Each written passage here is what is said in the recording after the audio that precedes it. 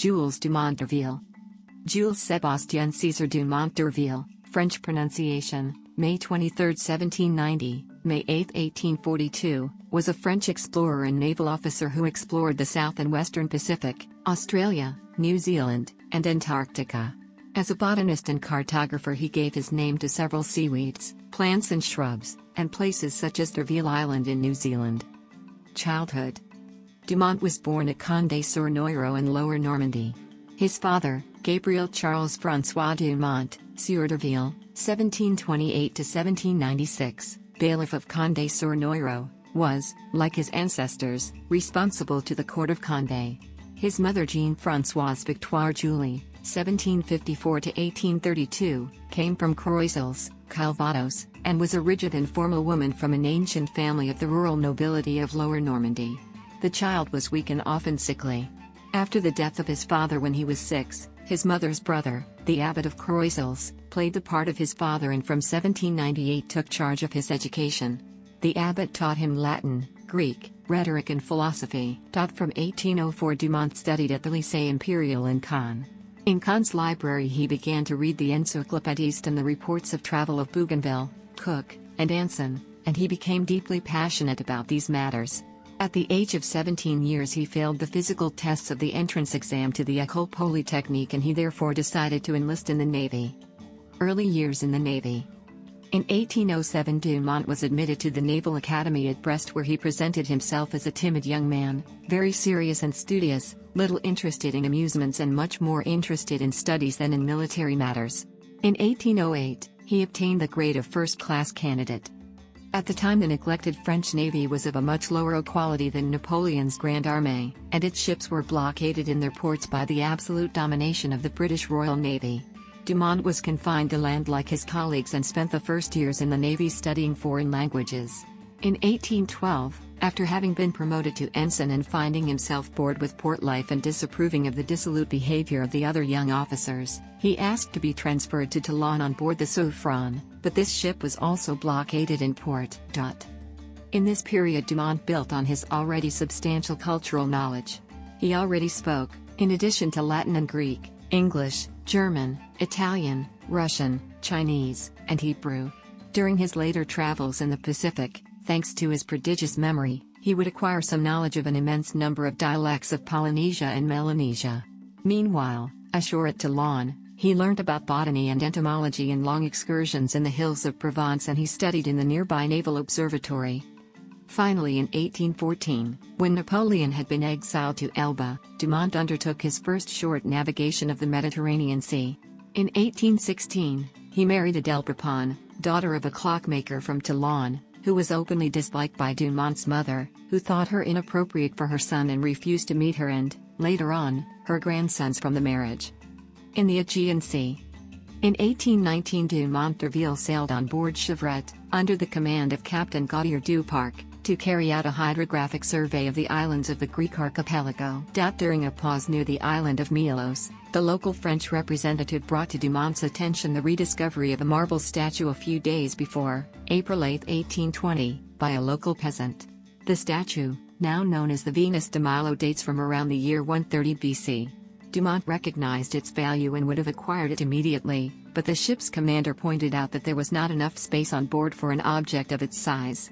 Moreover, the expedition was likely to proceed through stormy seas that could damage it. Dumont then wrote to the French ambassador to Constantinople about its discovery. Chevrette arrived in Constantinople on 22nd of April and Dumont succeeded in convincing the ambassador to acquire the statue.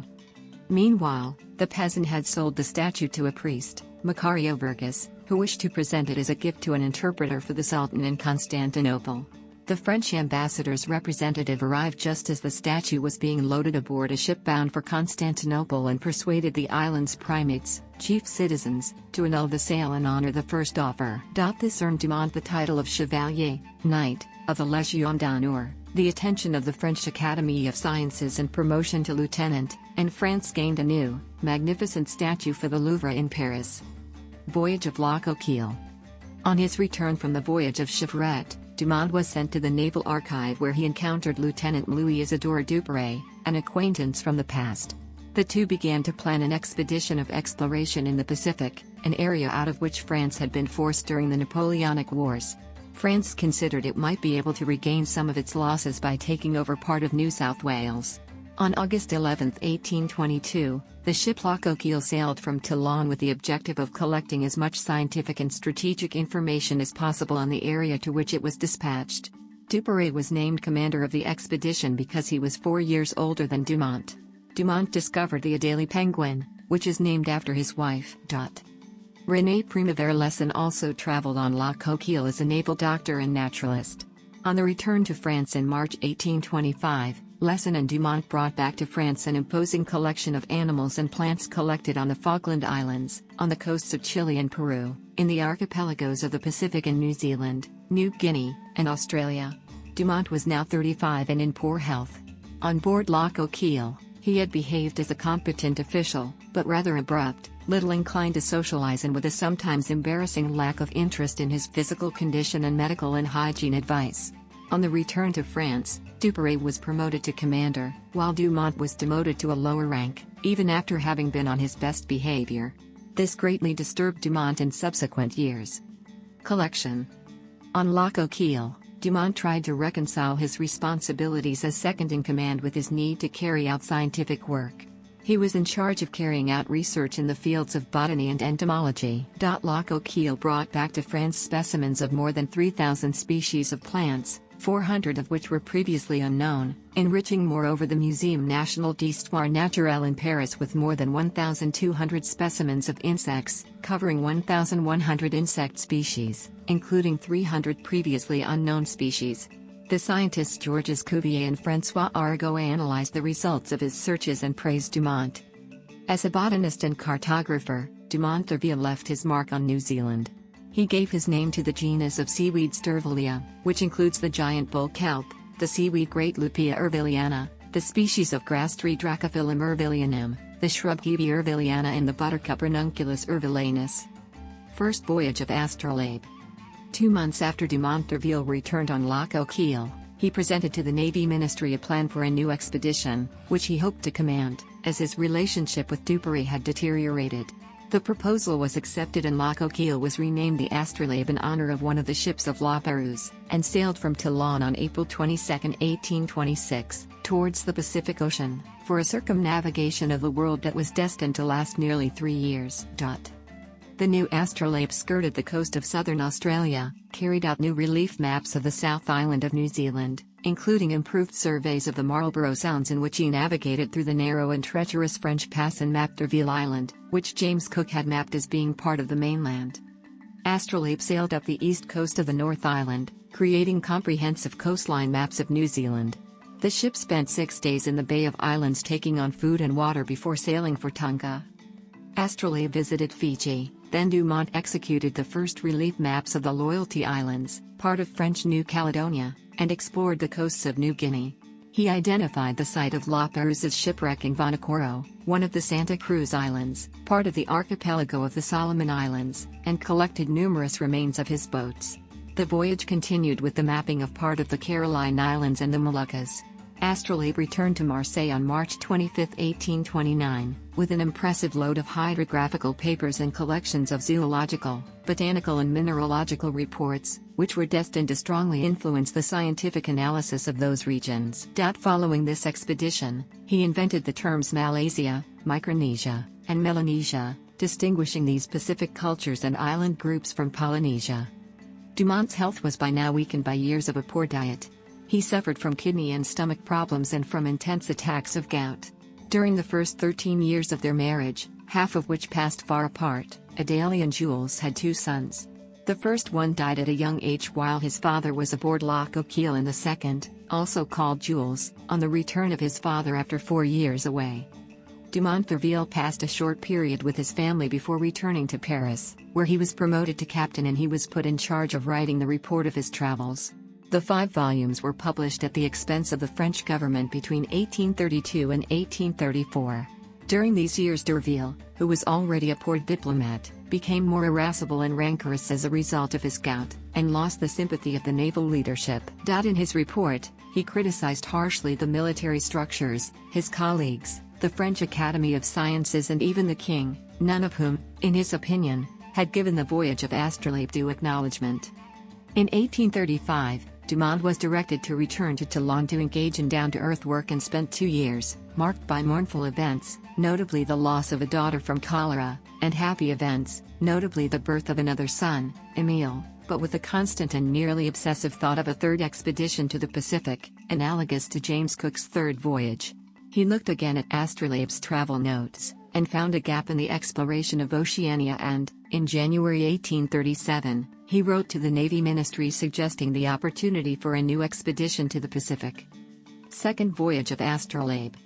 King Louis-Philippe approved the plan, but he ordered that the expedition aim for the South Magnetic Pole and to claim it for France. If that was not possible, Dumont's expedition was asked to equal the most southerly latitude of 74 degrees and 34 minutes south achieved in 1823 by James Weddell. Thus France became part of the international competition for polar exploration, along with the United States and the United Kingdom. Dumont was initially unhappy with the modifications made to his proposal. He had little interest in polar exploration and preferred tropical routes. But soon his vanity took over and he saw the opportunity for achieving a prestigious objective. The two ships, Astrolabe and Zealand, commanded by Charles Hector Jacquinot, were prepared for the voyage at Toulon. In the course of the preparation, Dumont also went to London to acquire documentation and instrumentation, meeting the British Admiralty's oceanographer, Francis Beaufort, and the President of the Royal Geographical Society, John Washington, both strong supporters of the British expeditions to the South Pole. First contact with Antarctica. Astrolabe and Zealand sailed from Toulon on September 7, 1837, after 3 weeks of delay compared to Dumont's plans. His objectives were to reach the most southerly point possible at this time in the Weddell Sea, to pass through the Strait of Magellan, to travel up the coast of Chile in order to head for Oceania with the objective of inspecting the new British colonies in Western Australia, to sail to Hobart, and to sail to New Zealand to find opportunities for French whalers and to examine places where a penal colony might be established. After passing through the East Indies, the mission would have to round the Cape of Good Hope and return to France. Early in the voyage, part of the crew was involved in a drunken brawl and arrested in Tenerife. A short pause was made in Rio de Janeiro to disembark a SIG official. During the first part of the voyage there were also problems of provisioning, particularly rotten meat, which affected the health of the crew. At the end of November, the ships reached the Strait of Magellan. Dumont thought there was sufficient time to explore the strait for 3 weeks, taking into account the precise maps drawn by Philip Parker King and HMS Beagle between 1826 and 1830, before heading south again. 2 weeks after seeing their first iceberg, Astrolabe and Zealand found themselves entangled again in a mass of ice on January 1, 1838. The same night the pack ice prevented the ships from continuing to the south. In the next 2 months Dumont led increasingly desperate attempts to find a passage through the ice so that he could reach the desired latitude. For a while the ships managed to keep to an ice-free channel, but shortly afterwards they became trapped again, after a wind change.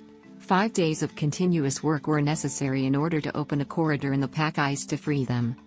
After reaching the South Orkney Islands, the expedition headed directly to the South Shetland Islands and the Bransfield Strait separating them from Antarctica. In spite of thick fog they located some land only sketched on the maps, which Dumont named Terre de Louis-Philippe, now called Graham Land, the Joinville Island Group and Rosamel Island, now called Anderson Island.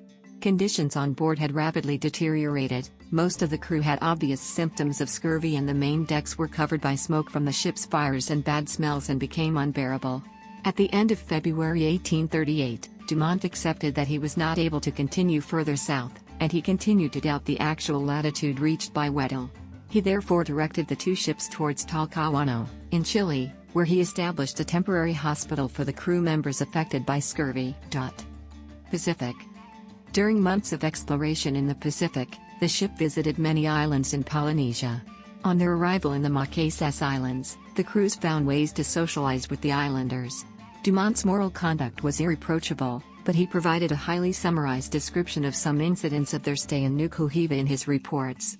During the voyage from the East Indies to Tasmania some of the crew were lost to tropical fevers and dysentery, 14 men and 3 officials, but for Dumont the worst moment during the expedition was at Valparaiso, where he received a letter from his wife that informed him of the death of his second son from cholera.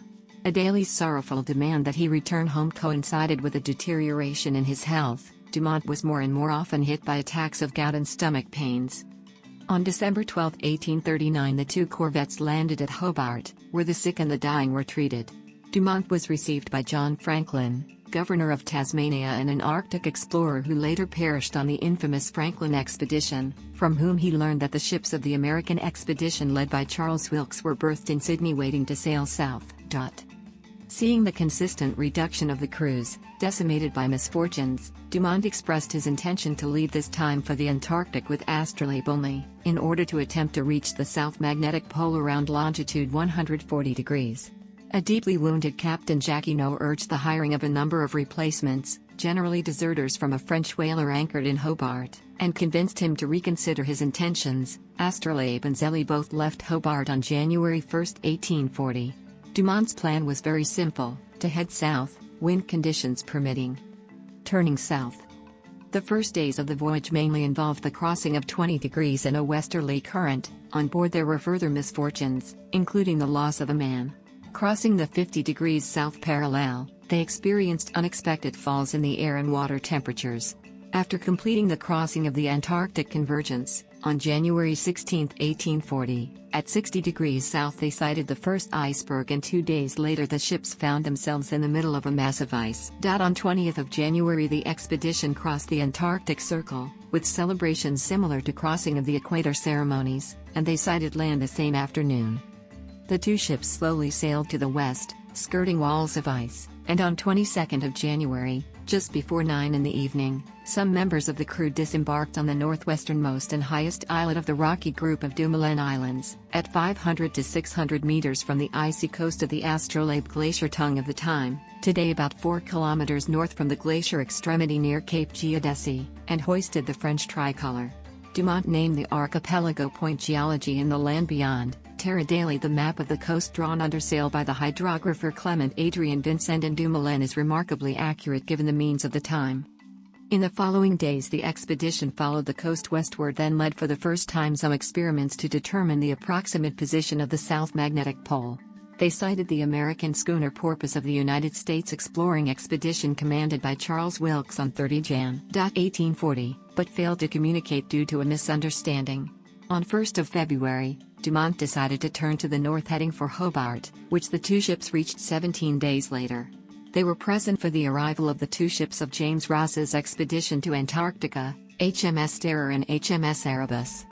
On 25 February, the schooners sailed towards the Auckland Islands, where they carried out magnetic measurements, and they left a commemorative plate of their visit, as had the commander of Porpoise previously, in which they announced the discovery of the South Magnetic Pole. They returned via New Zealand, the Torres Strait, Timor, Réunion, St. Helena and finally to Laon, returning on November 6, 1840, the last French expedition of exploration to sail. Return to France. On his return, Dumont d'Urville was promoted to Rear Admiral and was awarded the Gold Medal of the Société de Géographie, Geographical Society of Paris, later becoming its president. He then took over the writing of the report of the expedition, Voyage au pôle sud et dans l'Oceanie sur les corvettes l'Astrolabe et la Zélie 1837–1840, which was published between 1841 and 1854 in 24 volumes, plus 7 more volumes with illustrations and maps. Death and legacy. On May 8, 1842, Dumont and his family boarded a train from Versailles to Paris after seeing water games celebrating the king.